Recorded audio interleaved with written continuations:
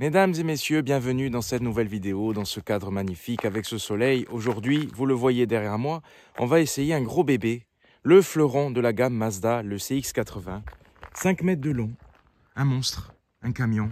Attention, en version diesel, 3 litres 3, 254 chevaux. C'est exceptionnel en voiture neuve à notre époque. Et j'ai le plaisir de vous présenter cette voiture aujourd'hui grâce au groupe Mini Cogne et à Anthony que je remercie. On revient, j'ai l'impression de revenir 10 ans avant. Voilà, 3 litres 3, 6 cylindres en ligne. Le CX-80 qui reprend globalement la ligne du CX-60, qui est un petit peu plus petit, qui propose jusqu'à 7 places. Ici, on est sur une version 6 places, en 4 roues motrices. Et vraiment une voiture faite pour le voyage, pour la famille. Une belle couleur bronze. Je trouve que ça lui va bien pour cette voiture qui se veut premium. Alors, globalement, jusqu'à la moitié de la voiture, c'est un CX-60 et à partir de là, par contre, c'est un CX-80 et vous voyez la porte arrière qui est gigantesque puisque cette place, donc, accessibilité, facilité à l'arrière. C'est un peu la version long wheelbase des Range Rover, etc. D'ailleurs, c'est un peu le range de chez Mazda à la japonaise avec ce parfum exotique. Alors, tout d'abord, au niveau esthétique, je vous avais présenté le CX-60. À l'avant, c'est pareil. Vous avez cette grosse calandre avec ces petits feux. Alors visuellement, on a l'impression de voir un gros feu en fait. Et quand vous regardez, il y a un tout petit feu qui est coupé avec cette barre LED qui se prolonge. Vous avez calandre très haute, en nid d'abeille. On reconnaît bien que c'est un Mazda. Hein. La signature lumineuse et la signature visuelle est toujours la même. Et c'est très beau. Moi, j'aime beaucoup Mazda. Vous le savez. Ensuite, pas de protection au niveau des tours de roue, pas de plastique, sauf ici, vous avez ce petit surplus de plastique, un soupçon de protection, et il le faudra parce qu'il est gros. Vous avez cette partie noire. Ensuite, des grosses jantes noires et des pneus Toyo. Mazda est tout le temps fourni en Toyo. On est sur du 235, 50, 20 pouces, donc c'est quand même gigantesque. Garde au sol, je vous mettrai le chiffre exact, mais on doit être à 20 cm, quelque chose comme ça. Des rétroviseurs noirs, noir brillant, une partie chromée sur le tour de vitre, des barres de toit, alu, couleur au reflet bronze. Alors au niveau du design, c'est le code design, c'est-à-dire qu'il n'y a pas d'arête. Vous le voyez, c'est un jeu de reflets. Ici, c'est creusé au niveau de la portière et tout est en rondeur, mais on a l'impression visuellement de voir beaucoup d'arêtes, mais il n'y en a pas sur ce Mazda. Et à l'arrière, ça change par rapport au CX-60. C'est un petit peu plus vertical, puisque forcément, il faut laisser de la place pour les deux passagers au troisième rang. Donc, le logo CX-80, vitres surteintées. e-Sky Active D, puisqu'on est sur un diesel, avec une belle sonorité de 6 cylindres. Alors, les sorties sont cachées. Je vais essayer de les voir. Les deux sorties sont ici. Je croyais qu'il y en avait de l'autre côté, il n'y en a pas. Alors, sous le capot, et le capot est énorme, le fameux 3 litres 3, 6 cylindres en ligne. C'est imagé ici. 254 chevaux, 600 Nm de couple, 0 à 100 8 secondes 4 et vitesse max 220 km/h, ce qui est très bien pour une voiture qui pèse 2 tonnes 2. Alors, on voit rien avec ce cache. Hein. Bon, il suffira de l'enlever, mais je ne vais pas le faire. Mais on voit que le bloc prend pas mal de place, forcément, d'où pourquoi ce long capot. Ça me rappelle BMW avec le 6 cylindres en ligne que j'avais sur la 140i. Et c'est vraiment bien à notre époque parce que le diesel n'est pas mort. C'est vraiment efficace. Une vraie routière qui consomme peu au vu du poids. Une vraie familiale un petit peu à la recette ancienne. Et je félicite Mazda pour ça. Bien évidemment, vous avez 2 vérins, mais vu le poids du capot, c'est normal. On est sur une voiture qui se veut premium, donc forcément, hein, il est faux. Niveau du coffre électrique, 258 litres dans cette configuration et 687 litres, je crois, quand vous rabattez les sièges. Alors ici, forcément, avec 6 places et jusqu'à 7 places, et vous pouvez avoir en option un accoudoir énorme au milieu pour mettre le champagne. Vous avez ici une petite trappe. Ça, c'est la petite tablette qui vient se fixer ici. La voiture est neuve. Vous avez quand même un petit bac ici, supplémentaire. Il n'y a pas de batterie. Il y a juste une micro-hybridation, donc il y a juste une petite batterie. Kit anti-crevaison, vous n'avez pas de roue de secours sur cette version. Je suis passé au grand angle parce que c'est immense. Si vous avez besoin de place rapidement, vous tirez la languette, évacuation. Vous tirez et vous poussez en même temps le siège et il bascule. Et là, par contre, grosse capacité de coffre, comme je vous ai dit, plus de 600 litres. Voilà, tout de suite, ça transforme la voiture. Et si vous rabattez l'autre rangée, alors là, vous pouvez en faire carrément un minivan. Vous avez quand même des porte-gobelets sur la 3e rangée, mais on va aller s'installer. Une LED, des crochets. On est sur un vrai 4x4, d'ailleurs il est 4 roues motrices, une vraie voiture à l'ancienne, une prise 12 volts, et ça c'est bien, c'est ce que j'aime, c'est les voitures que j'idéalise, et bravo Mazda. Alors, on va commencer par l'arrière.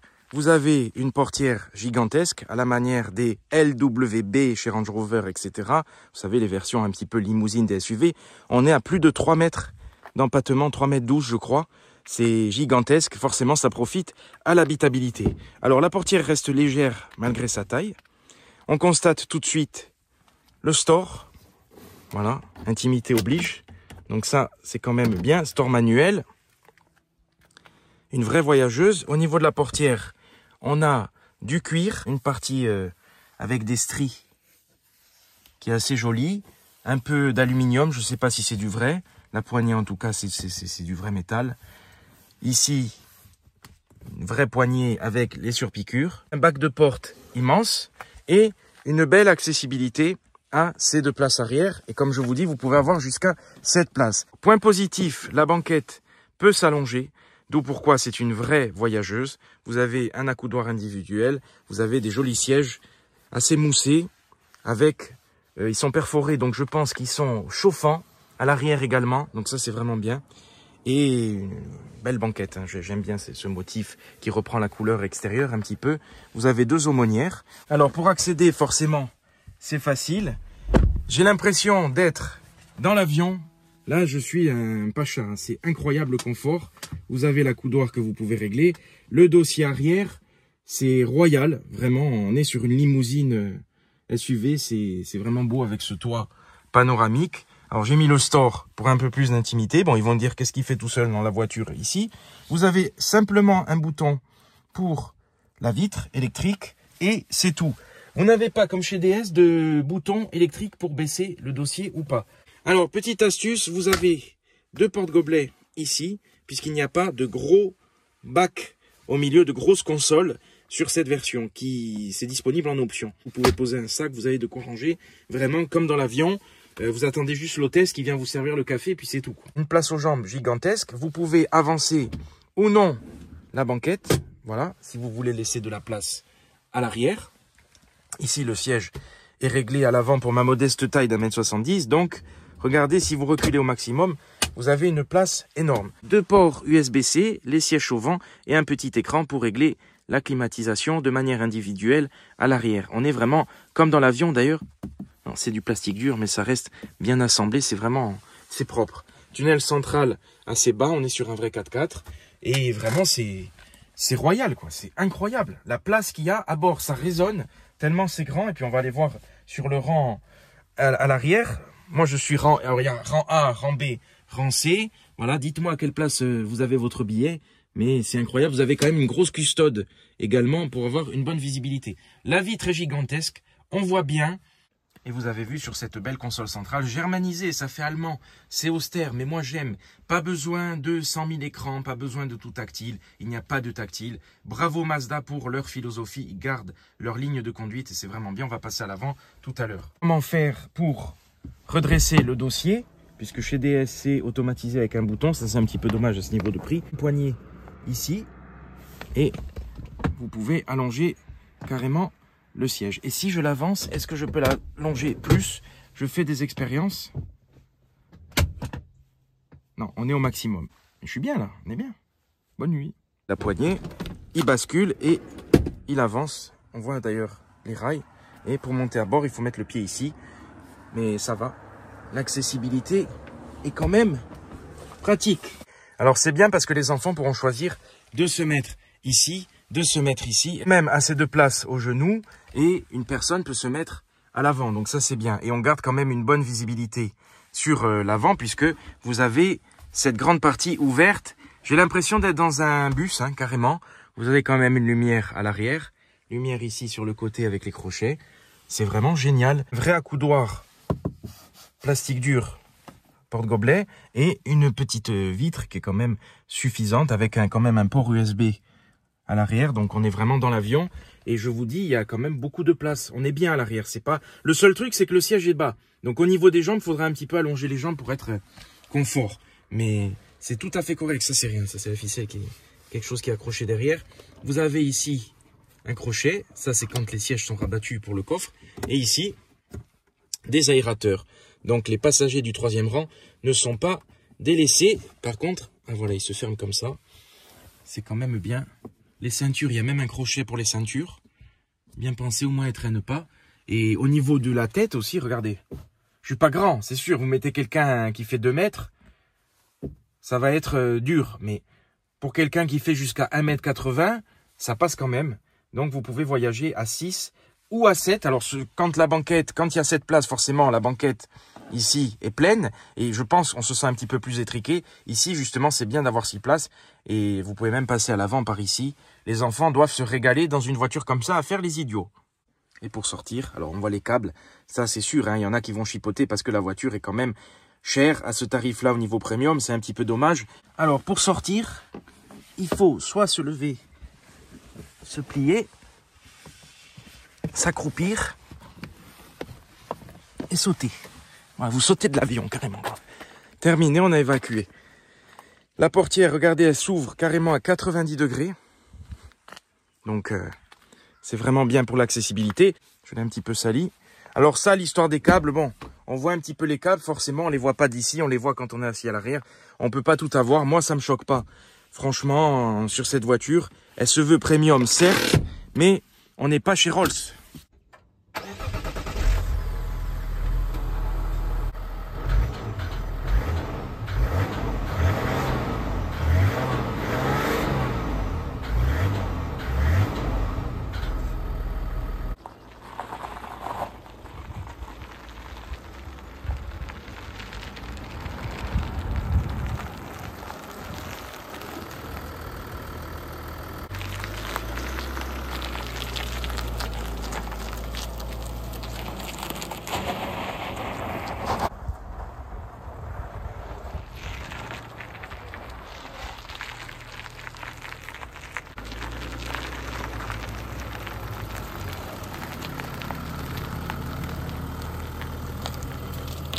Quand vous ouvrez la portière, du plastique moussé, une barre ici qui se coupe ici puisqu'elle va venir se prolonger ici, un haut-parleur très sobre, vous avez une vraie poignée avec les surpiqûres comme à l'arrière, les commandes de vide, ça c'est du Mazda classique, c'est pareil que sur la Mazda 3, et puis c'est tout, bouton de verrouillage, un grand bac de porte, forcément la portière est immense, assez légère, donc ça c'est bien, c'est pratique au quotidien, siège électrique, très confortable, assez moussé, assez moelleux, chauffant, avec le volant chauffant également.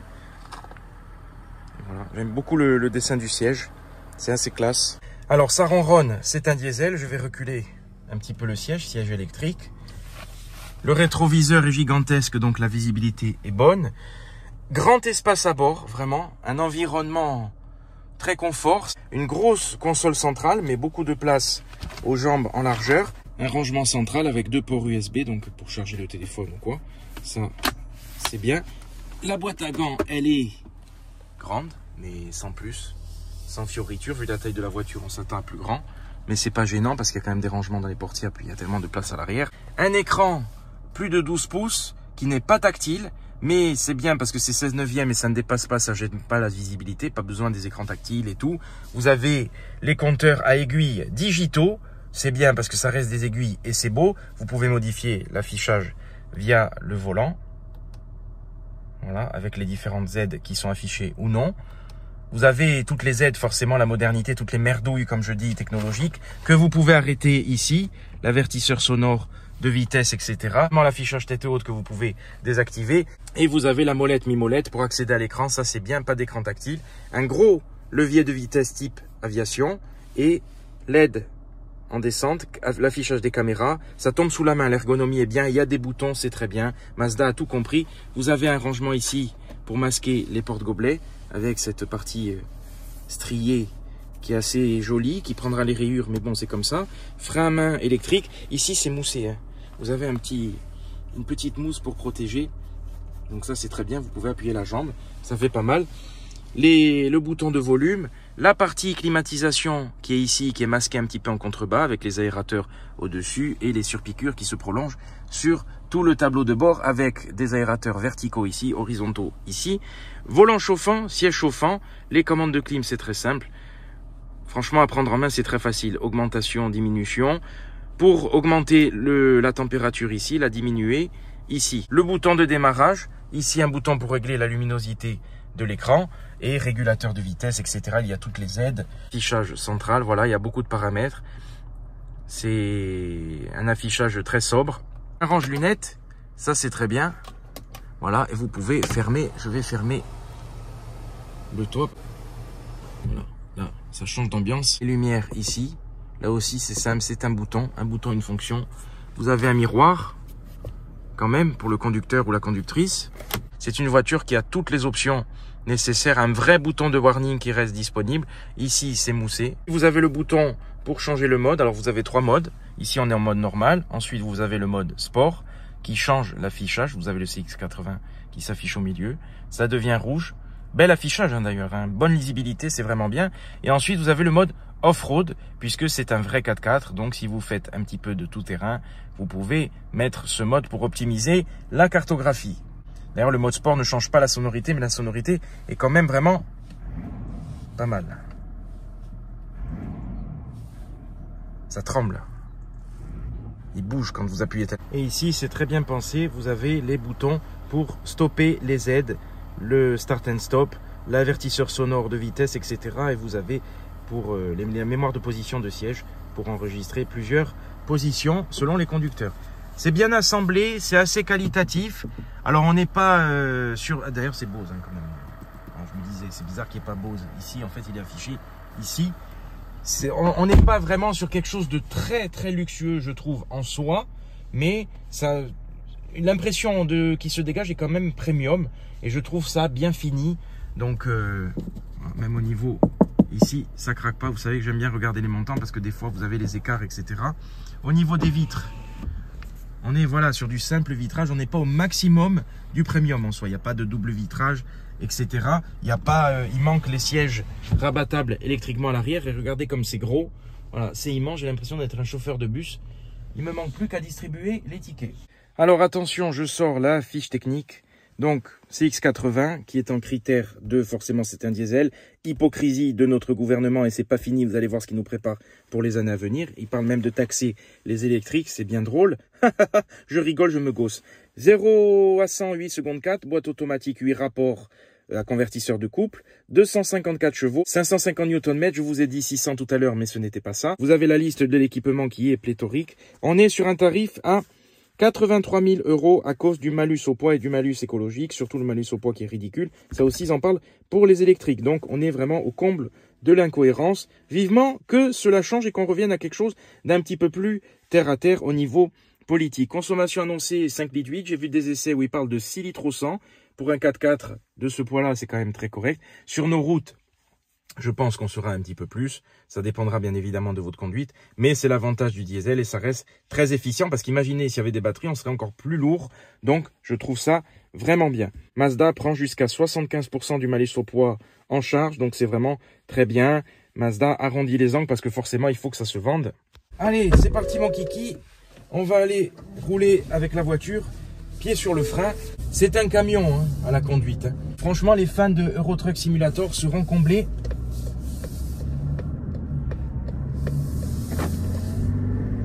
C'est très souple, c'est vraiment comme un camion, c'est très doux et quand vous appuyez sur la pédale, il faut vraiment appuyer beaucoup pour avoir de l'accélération. C'est pas vraiment à peine vous appuyez et ça part, c'est pas très réactif au niveau de la pédale justement parce que c'est smooth, c'est tranquille. Les premiers tours de roue que j'ai fait, bonnes impressions, vraiment, c'est un vrai plaisir de conduite. On est à l'opposé entre guillemets de la sportive et ça plaira à ceux qui aiment les gros 4x4. Alors on n'est pas sur des suspensions pilotées, mais en tout cas, c'est assez ferme. On est mi-ferme, mi-mou. Voilà, c'est pas vraiment quelque chose de très souple et de trop mou. donc ça reste pas trop désagréable à la conduite et il y a quand même un certain dynamisme. Alors attention, dynamisme entre guillemets, c'est pas pâteau, c'est ça que je veux vous dire. Je m'attendais à quelque chose de pâteau, et ben non. 74 litres dans le réservoir, bonne autonomie annoncée, il est en rodage et les Mazda il faut un temps pour avoir l'efficience optimale, donc je ne vais pas le pousser. Et là on est en mode tranquille. Le mode sport ne change pas grand chose, on va le mettre, ça ne change pas la sonorité, il n'y a pas de fioriture, c'est ça que j'aime, il n'y a pas de, c'est une vraie proposition, c'est pas purement technologique, bien évidemment qu'elle est technologique, mais ce n'est pas l'argument marketing, l'argument c'est la famille, la polyvalence, l'habitabilité, le confort, le voyage. Donc on est sur des valeurs anciennes et des valeurs vraies. Et c'est ça que j'aime chez Mazda, c'est que la philosophie est cohérente. Il y a une vraie cohérence autour de cette voiture. Alors, il y a quelques changements à l'intérieur subtils par rapport au CX-60. Ceux qui n'ont pas besoin de cette place prendront le CX-60. Ce n'est pas le seul argument qui change, mais au final la différence de prix entre les deux n'est pas énorme, donc à voir selon votre usage. En tout cas ça réagit bien, c'est une voiture qui met en confiance, les suspensions filtrent bien vraiment, mais on n'est pas sur quelque chose de trop mou, on n'est pas comme chez Citroën, voilà, on n'est pas sur du flambi, on reste sur quelque chose d'assez ferme. Le gabarit, forcément, pour nos routes, c'est quand même assez compliqué. Il faut faire attention, tout simplement. Mais c'est répandu. Combien de BM X5 que je croise, etc. C'est la concurrence. Au niveau du freinage, ce n'est pas mordant. Voilà, c'est vraiment souple. Donc, il faut un petit peu anticiper les freinages au début. Le temps de s'adapter. Et il faut vraiment enfoncer la pédale pour arrêter ce monstre de 2 tonnes 2. Si j'appuie à fond, ça le réveille. Belle sonorité, alors on va mettre le mode sport pour voir.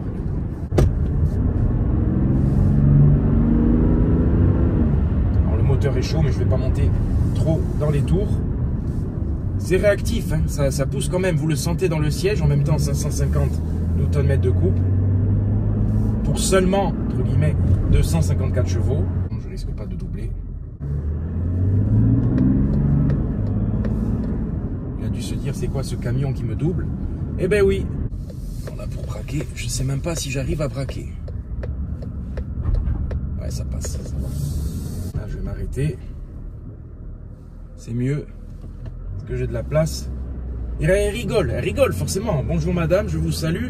Elle rigole, elle voit ce truc arriver avec cette couleur comme ça. Or, rose, bronze. On se dit, c'est quoi ce truc? Parce qu'il n'est pas connu. Voilà, c'est ça qui est dommage chez Mazda, c'est que ce n'est pas connu et ça mérite à être connu. Petit peu de chemin, bon je vais un peu le salir, c'est dommage. On n'est pas en arrière du Range Sport, sauf que lui il a sûrement une suspension pilotée. Donc ça amortit bien, hein, c'est vraiment incroyable. Alors vous avez les caméras, je vous ai pas montré les caméras à 360, etc. Là je vais reculer, je vais pas tenter le diable, hein, parce que si j'abîme la voiture à 80 000 €, bonjour CTLM et Sofinco, je vous le dis. C'est souple, c'est agréable, ça passe partout. C'est pas un franchisseur, mais bon. C'est pas un SUV, c'est un vrai 4x4 avec un vrai bruit de diesel, avec un vrai diesel, pas un moteur 1 litre. Vous pouvez l'afficher en grand ou non. Ça va, la qualité est vraiment bonne. Donc. À rigueur, je trouve que la banquette à l'avant est un petit peu courte au niveau des jambes, mais c'est pas gênant parce que ça reste quand même très confortable. Mais c'est vrai que c'est un petit peu dommage qu'il n'y ait pas un prolongateur d'assise pour ceux qui ont des grandes jambes, etc. Vous pouvez régler de manière électrique l'assise dans toutes les directions. Voilà, regardez, Ajaccio, avec ce teint un peu gris, une Sandero qui paraît bien petite par rapport à ce mastodonte. Et je tiens une fois de plus à féliciter Mazda pour cette philosophie, pour le fait d'oser proposer ça à notre époque. Au final, en soi, regardez, il n'y a pas 60 000 € de malus. Hein. Elle s'en sort quand même plutôt bien et Mazda prend en charge 75% du malus au poids. Donc, c'est quand même intéressant. Il y a de belles offres, de belles remises, notamment pour les professionnels. Alors, elle est également disponible en hybride rechargeable 327 chevaux. Donc, à vous de voir ce que vous préconisez et si vous avez la possibilité de recharger. Le volant est très agréable. Hein. J'en ai pas parlé dans le détail de toute façon parce que il y a d'autres vidéos de Mazda qui sont disponibles sur la chaîne et vous l'aurez compris, j'adore Mazda. Le volant, etc. Ça revient sur tous les modèles. C'est vraiment super agréable. Les compteurs sont beaux, digitaux, mais même des aiguilles, c'est beau, les aiguilles, franchement, c'est bien. Il aurait même mis en aiguille classique, j'aurais été content. Moi, je ne veux pas avoir le dernier truc technologique parce qu'il faut l'avoir. Il faut faire les choses selon nos besoins et nos envies. Si vous avez envie que ça vous plaît, tant mieux. Si vous avez envie du conventionnel, Mazda est là. L'écran est grand, tout à fait suffisant. Alors, il est même trop grand pour le peu d'informations affichées, entre guillemets. Oui, c'est bien pour le GPS. La molette, regardez, j'ai pas regardé, ça tombe sous la main. Qu'est-ce que c'est bien, qu'est-ce que c'est mieux qu'un écran tactile. Voilà, le GPS est immense. Ça, c'est vrai, c'est bien. Il se fait remarquer, tout le monde regarde parce qu'il en impose. C'est statutaire, c'est une voiture présidentielle. Hein. Très agréable à conduire, c'est une autre philosophie. Donc, ça dépendra de vos goûts. Mais là, je n'ai pas la visibilité. Il faut faire attention. Un camion qui double un camion. Un autre camion en bas. C'est l'angoisse quand même. Quand c'est pas votre voiture, c'est quand même l'angoisse. Visibilité vraiment exceptionnelle. Hein. Franchement, je suis bluffé par cette Mazda. Et vraiment, c'est peut-être ma Mazda préférée. Avec le CX-60, bien évidemment. Et celui-là, il est encore plus... On est au max, quoi. On est au max de la gamme. Il y a d'autres finitions disponibles. Un intérieur blanc qui est également proposé. Donc, vous avez du choix. Et c'est ça qui est bien. Et Mazda ose. Mazda ose. Et ça, c'est bien. Vraiment. Parce que... N'en doutez pas, hein, proposer un 3 litres 3 diesel sur une voiture comme ça, pour moi, c'est cohérent. Certains constructeurs le sortiraient avec un 1 litre 5. Regardez chez DS, le DS7, on ne peut pas comparer. Mais c'est un 1 litre 5, 100 chevaux. Non, 130 chevaux. Ça n'a rien à voir. Vous voyez ce que je veux dire? C'est le problème de cette époque et de l'Europe qui étouffe l'automobile actuelle. Et Mazda passe entre les gouttes et ose encore. Donc, le fait que ce soit un 6 cylindres en ligne qui est un moteur rond, équilibré, il y a peu de vibrations, c'est super. Je regarde les alignements et tout, c'est vraiment bien fait. Ça fait bien fini. Vraiment. Il y a une certaine sobriété, une certaine classe tranquille. C'est la force tranquille. Alors là, pour braquer, il faut faire gaffe. Il ne faut pas oublier qu'il y a de la longueur derrière. Le bruit du clignotant qui est joli chez Mazda, qui est doux. En fait, quand je monte dans une Mazda, j'ai tout de suite l'impression d'être au Japon. J'extrapole, hein, mais il y a un truc à part. C'est quand même à part au niveau de la conduite et des sensations et de la proposition. Il faut essayer Mazda, l'outsider qu'il ne faut pas oublier. Alors, vous avez l'AdBlue, hein, bien évidemment, sur cette voiture. Je ne sais pas combien il contient le réservoir, mais ça doit être énorme. Et les palettes au volant, j'ai oublié de le préciser. Bon, elle se veut pas sportive. Après, peut-être pour réguler un peu... changer de rapport pour essayer d'optimiser et économiser un petit peu plus, pourquoi pas. C'est pas une sportive, mais c'est bien d'avoir un gros moteur. Je sais pas si vous voyez ce que je veux dire. C'est comme un Range Rover. Vous prenez un Range Rover, vous lui mettez un 3 litres 6, un 4 litres 4 ou quoi, ça va. Vous lui mettez un 2 litres 4 cylindres, ça va plus. Donc, c'est cohérent de proposer cette offre diesel, sachant que c'est une voiture qui peut tracter. Il propose l'attelage en option, etc. Donc, vous pouvez tracter un bateau, une caravane et tout. L'insonorisation est correcte, mais elle n'est pas folle. Je m'attendais à mieux, à ce niveau de gamme. Parce qu'on est sur le fleuron, le premium. La couleur aussi, hein. J'aime bien, ça se démarque. Hein. Du blanc, du noir et du gris. C'est assez classe, assez discret en soi. Mais c'est un petit peu la touch qui change les choses. C'est une prolongation du salon de la maison. Hein. Franchement, on se sent tellement bien à bord. J'aime bien le fait que ce soit une configuration 6 places. Ça change un peu. Pour ceux qui n'ont pas justement besoin de 7 places, c'est doux, j'appuie à peine sur la pédale. Vous la conduisez comme ça, cette voiture. Vraiment. Elle est énorme et tout. C'est un monstre dans un gant de velours, un mastodonte dans un gant de velours. Je sais pas si ça vous le fait, vous, j'ai l'impression que moi, plus la voiture est grosse, plus j'ai de facilité à la conduire. Je sais pas si vous voyez ce que je veux dire. Des fois, quand je prends une toute petite voiture, j'ai plus de mal et j'ai pas le compas dans l'œil. Enfin, j'ai moins le compas dans l'œil que dans une voiture comme ça. Je vais le ramener à la maison, Monsieur Minicogne, le patron. Anthony, le chef Mazda. Je filme un peu. Inline 6, c'est la fierté d'avoir un 6 cylindres. Je croyais que c'était la Omura Plus, c'est ça? Omura Plus. Ça, c'est la finition. La fierté d'avoir un 3 litres 3 6 cylindres aujourd'hui. Je l'ai dégueulassé, voilà. Je vais devoir casquer. C'est ça. On va l'acheter maintenant. Ah oui. J'appelle CTLM. Le mastodonte. Voiture que j'ai adorée, vraiment. Voilà, Steve, préparateur, le pro du groupe Minicogne.